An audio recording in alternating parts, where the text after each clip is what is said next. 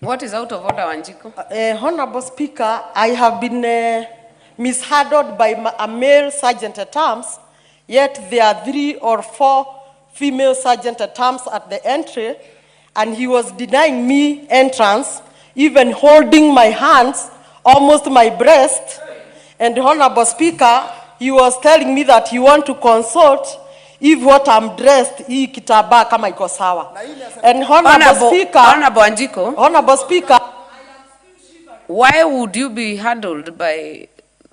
That is the question, because there are 4 or 3 female sergeant at arms at the main entrance. So why would a man handle me, even he want to deny me entry by force, and even physically, Honorable Speaker?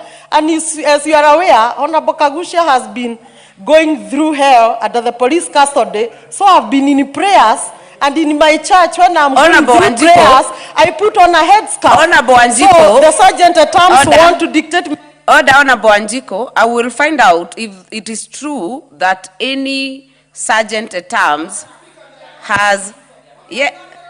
do not assist the speaker. I have heard you. We will confirm so that the speaker can make a ruling on that. And where I sit, honorable members who are women are allowed a headscarf. So I don't see anything out of order. Honorable KJ, what is out of order?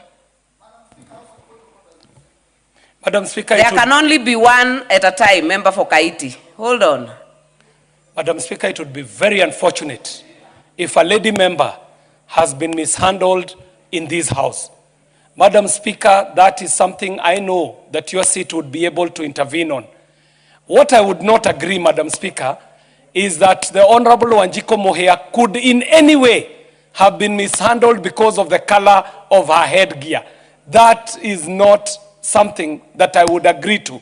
To even bring up the issue of the Honorable Kagushia, well, it must be said, Madam Speaker, that we are speaking to a country that is seeking national unity, and we are responsible for our utterances, Madam Speaker. So the issue of Honorable Wanjiku Muhia is in no way connected to the issue of Honorable Kagushia, who himself is on record uttering the words that got him into problems. KJ, if I get the context of what Honorable Wanjiku says, she just explained where she came from. And Honorable Speaker last week directed the issue of color. Unless it is branded a political party, it is not out of order. And for women, the issue of a headscarf is not an issue. You can wear a headscarf. So I want us not to give more attention to that issue. We will give a ruling. We will give a ruling on the mishandling of Honorable Wanjiku, as has been put on this floor, because it will be very unfortunate, like Honorable KJ has said. We have clear rules and regulations. If it is a lady, including searching your bag, we have lady sergeant at arms to deal with that. We have done that, and we have done it before. Honorable Member for Kaiti, take your seat. We have done that before, and that is out of order for any person to be mishandled by orderlies or by the sergeant at arms. So, Honorable Member for Kaiti, I was the one speaking, so I don't know what is out of order. What is out of order? Madam Speaker, I raised a point of order even before KJ. And Madam Speaker, my concern was, because it's something you not even mention when we are talking of handling the issue. Remember now, we have a sergeant, female sergeant at arms here. How can a male harass a member of parliament who the whole country is watching? You are out of order. I've already made that ruling. And I'm a lady myself, so you don't need to convince me. I am already convinced. So you do not need to convince me. Is it on the same Honorable Kagusha? I'll give you the floor. Honorable Speaker, you know I'm appalled by the issues that have been raised by Honorable KJ on matters Kagusha in his utterances.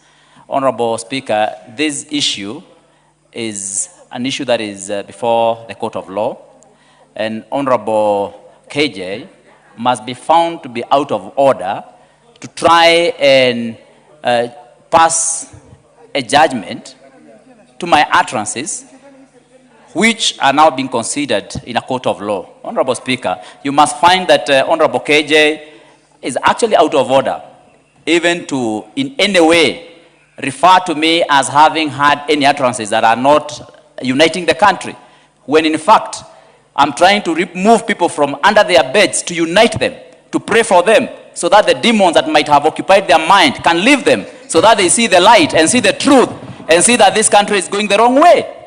Very well. What is out of order? KJ? Madam Speaker, I think there is a place for a learning curve for members of parliament when they come to this house. The Honorable Kagusha is totally out of order. For starters, the matter that I was prosecuting had to do with the Honorable Member Wanjiku Muhia. Secondly, if he understood the standing orders full well, he would know that I was rightly in my place to attend to the issue as I did. And Madam Speaker, the issue of parliamentary immunity still also applies, even to Honorable Kagusha himself, that if the matters he said out there were totally out of order, they will be dealt with in the courts as he is doing. But he cannot afford to hide from the law. It does not matter which side of the divide he stands on. If it is illegal, what he said, if it is not according to our laws, then he will deal with that in its right place. This is not the place to prosecute his matter. He is the one who is totally out of order. Honorable KJ, I do not also want to indulge you to prosecute it here, yet you're saying we do not prosecute it. Let us give that process time to deal with it, because it's at the right place, and that is the court. And I think Honorable Kagusha has already said they have come. Honorable Wanjiku has said they have come from court, and it's already going on. So, honorable members, I would beg that we leave it at that for now. Member for Suba South on the bill. Oh, honorable member for Marakwet, you had finished. No. You are not interrupted. Oh, okay, okay, go ahead, Honorable Timothy. Honorable Speaker. You have 2 Honorable minutes. Speaker. You have 2 minutes. Honorable Speaker. Honorable Wanjiku, he has not even said anything. So yeah.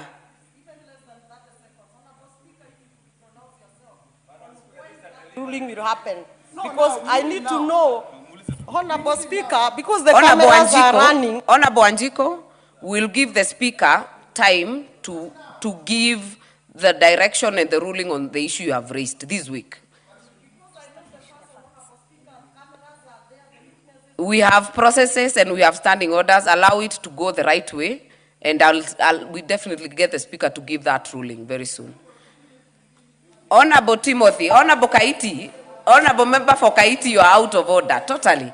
Member for Marakwet West, kindly, you have 2 minutes. Thank you, Honorable Speaker. Honorable Speaker, even as I finalize, Honorable Speaker, thank you for the guidance on the ruling on the subject matter mentioned by Honorable Wanjiku Muhia. Honorable Speaker, however, there is a principle in law known as audi alternam partem, that also the other side must be heard. That is why the ruling is very important, because also the sergeant terms have their side of the story that they must tell.